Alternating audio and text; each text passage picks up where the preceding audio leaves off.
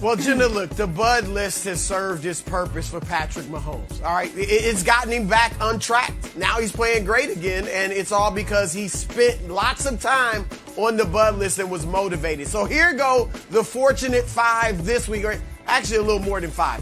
At number 5, we got Lamar Jackson / Big Ben Roethlisberger. Why do I put those two together? Well, because they're playing against one another in a big AFC North matchup, and both of them are coming off bad games. All right, Big Ben, Big Ben, everyone seems to want to get rid of him as the quarterback for the Steelers. I'm saying who you're putting in, Rudolph, Dwayne Haskins. No, you got to stick with Big Ben. But he could use a good game to keep their playoff hopes, faint as they are, alive.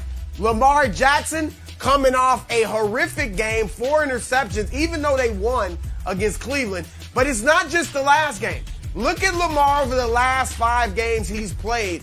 He's been bad. He hasn't been electric at all. Look at that, 27th in completion percentage, 20th in the league in passing yards per game, 29th TD to interception, 9 picks last 5 games, and 33rd in a 32-team league in passer rating. Lamar, people were thinking another MVP this year. He's got to get it together.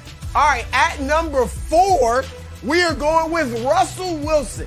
All right, because, Russell was squawking in the offseason like Aaron Rodgers about how the organization's got to be better. Well, Rodgers has gone out and backed it up with sensational play. Not so much with Russ. All right, and I got 2 guys, Nick Wright and Kevin Wildes, among others, who already are trying to kick him out of Seattle. Okay, he needs to go ahead and play well. He's on the verge of having his first losing season of his career, but their faint playoff hopes are still alive.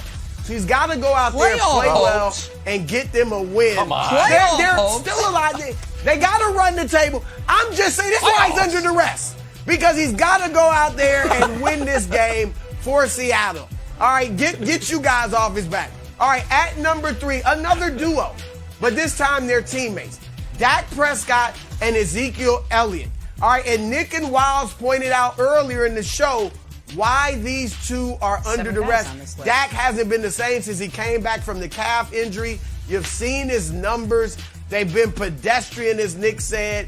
They've lost 3 out of 4. Yeah. He's got to show he can put them on his back and carry him, even if they don't have the running game. And speaking of the running game, how about Ezekiel Elliott?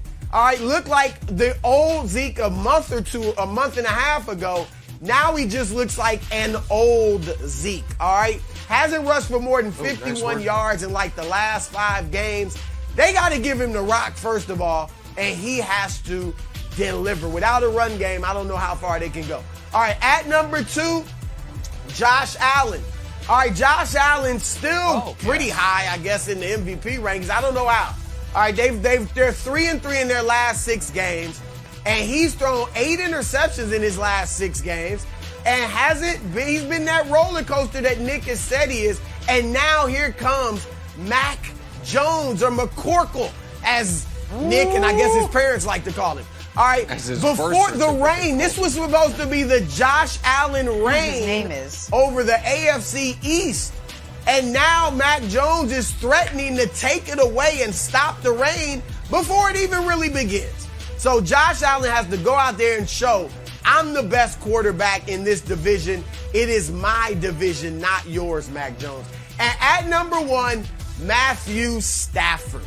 All right, Stafford's becoming a mainstay on this list. They've lost their last 3 games. He's thrown a pick 6 in each of those 3 games. And now everyone's looking around. Can this guy win against the good teams?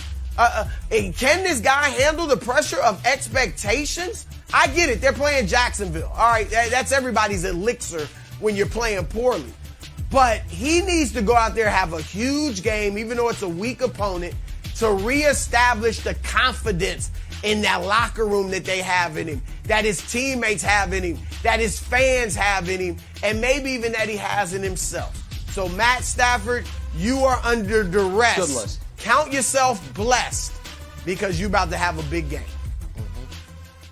Well, I don't know about that part of it, but that's a good list. You did well. You cheated, obviously. It's a 5-person list. There's 7 guys on there, but that's fine. I understand. A lot of pressure on you. We put the Bud list the day after the committee's tiers, so every week you're like, oh, my God, it is such a perfect addition of tiers. How am I going to match it? So you added people. I get it. I'm going to add one other person. What about Kirk Cousins? And I understand Kirk's numbers are actually phenomenal this year. He has 23 touchdowns and 3 picks. But 2 weeks ago, in their win over Green Bay, he threw a pick to lose the game that then somehow, I still don't understand how, got overturned and they got bailed out. And then last week, I thought Justin Jefferson might fight him. Justin Jefferson was so frustrated with Kirk Cousins, I could feel the frustration because I had the Vikings plus the 4.5. How do you not cover Minnesota? How do you not cover?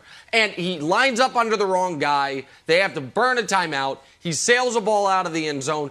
And they're playing this week a Lions team that the last time they played them, they needed a 54-yard field goal at the gun to beat 19-17. So they almost lost to the Lions once already.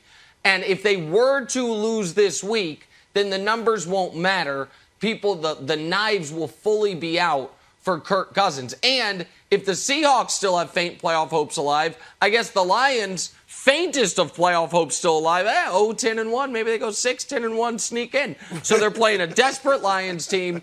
And I think for the Vikings, I think Kirk Cousins is under a bit of duress after what happened last week, Broussard. But here's the thing about Cousins and why he didn't make the Bud list. All right, the knives are always out for Kirk Cousins.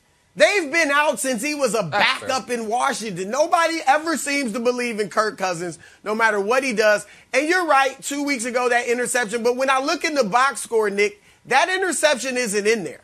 What is in there is a big win over Aaron Rodgers and a nice game for Kirk Cousins. And then the week before, he beat Justin Herbert and the Chargers. So he's played, like you said, the numbers are hot. He's had some big wins lately. I get it. They need to win it for the playoffs. But here's the other thing, Nick. It's not a primetime game, not a good opponent. All right, those are the games when Kirk Cousins struggles. 1 o'clock. It's the lowly Lions. He'll be fine. He'll be fine. Okay.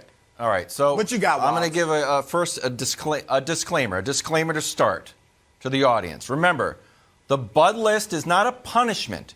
It is an inspiration. I'm trying to inspire someone here. And I asked for them to be very, very small on this list. Tiny on this list. Like a ladybug on a comforter. Just barely. And the producer said, that might not show up. I said, I don't care. It could just be like, trust us, it's there. It's Mac Jones. Here's why. The wind blows heavy at the top of the mountain. I even want it tinier if we can redo this. Tiny. The wind blows high at the top of the mountain. Mac Jones has 4 losses. You got the first 1 to 2. It's your first ever game. Okay. Then you went up against dark horse MVP candidate Jameis Winston. We lost that one. All right. The guy might be winning MVP. Who knows? Then you had 2 moral victories. You had a moral victory against Tom Brady at Foxborough. You had a moral victory against Dak that went into overtime. Now we're on a long winning streak. There's no more moral victories. We're kind of like, I know he's still a rookie, but it's not sort of like, it's my first game, we lost to the Dolphins. This is a real game. And if everyone thinks that Mac Jones is as good as I think he is, I think he has to win this game. Now, I think that, look, the guy's 25-5 as a starting quarterback dating back to Alabama. Oh, you can't do that. Why not? Why not? He went undefeated. Are you going to erase it from the record books? The guy literally has lost 5 games since he started shaving. Trevor Lawrence would love to do that. That being said, he should. He's lost more than 5 games this year. Mac Jones is as a grown-up. So here's the thing.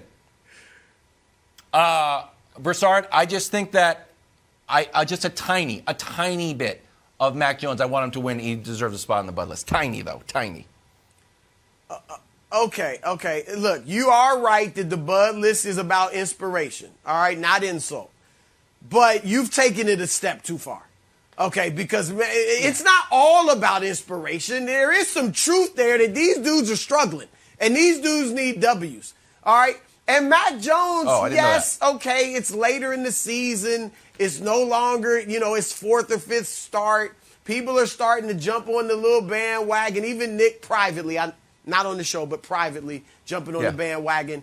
But Mac Jones isn't the one who's in the MVP conversation, or was, okay, like Josh Allen. He isn't the one who was supposed to lead his team to the Super Bowl, like Josh Allen. He isn't the one who's playing at home, like Josh Allen. So, Wiles, I know you got some type of ulterior motive. Maybe it's as simple as you want him to win, but I think there's even something more powerful in your mind about why you want to put Little Mac on, and maybe that's the nickname, Little Mac, on Dirty the Mac. Bud list. I just, no, he's not there. Well, look, if he wins this game, I am going to be insufferable, Jenna, to myself. I am going to be, on Tuesday morning, I am going to be saying words, and I'll have a mirror there and be like, this guy is so annoying, and that guy is me, and I don't care. I don't care at all. You guys better watch out Tuesday. It's gonna be a parade. Thanks for watching. Subscribe here to get the latest from the show. Also, be sure to check out more of the best clips from First Things First, or go watch a few segments from our other shows on FS1.